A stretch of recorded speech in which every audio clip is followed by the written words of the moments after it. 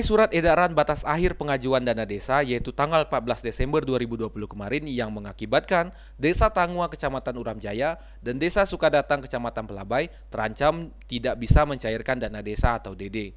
Namun pada hari Selasa kemarin tanggal 15 Desember 2020, keluarnya surat edaran dari Kementerian Keuangan Republik Indonesia Direktorat Jenderal Perimbangan Keuangan tanggal 14 Desember 2020 nomor S-426/PK-2020 sangat segera menyesuaikan batas waktu penyampaian dokumen persyaratan penyaluran dana desa tahun 2020 dalam pedoman pelaksanaan penyaluran transfer ke daerah dan dana desa pada akhir tahun anggaran 2020.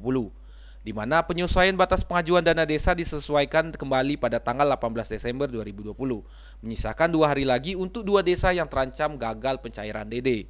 Kemarin itu keluar surat dari Kementerian Keuangan, Kementerian Keuangan Republik Indonesia, Direktorat Jenderal Perimbangan Keuangan, tanggal 14 Desember tahun 2020, nomor S-426/PK-2020 sangat segera.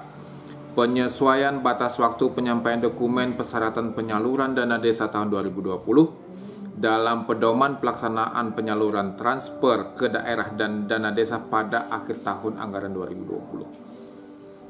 Pada surat ini disimpulkan bahwa waktu batas pengajuan itu disesuaikan kembali. Intinya sekarang yang selama ini orang mengatakan di tanggal 14 ternyata diundur menjadi tanggal 18 Desember.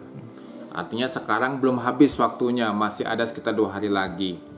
Tangua dan Desa Sukadatang dalam hal ini apabila batas waktu sampai tanggal 18 Desember ini masih bisa diperpanjang, kemungkinan besar Desa Tangua dan Desa Sukadatang ini masih bisa mengajukan dana desanya besok tanggal 17 karena Desa Tangua dan Desa Sukadatang pencairan terakhir mereka SP2D berada di tanggal 3 Desember. Artinya setelah melewati 14 hari itu tanggal 17 besok.